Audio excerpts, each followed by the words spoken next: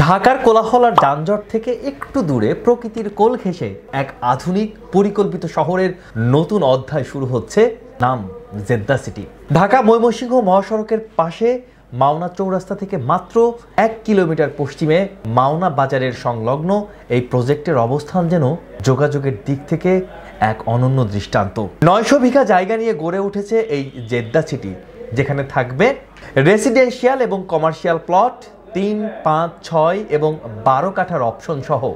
Master প্ল্যানে আছে 25, 32, 40 এবং 60 ফুট চওড়া রাস্তা। সেক্টর 1-এ 6টি ব্লক এবং সেক্টর 2-এ 5টি ব্লক। জেদ্দা সিটি শুধু একটি আবাসন প্রকল্প নয়, এটি একটি পূর্ণাঙ্গ শহর।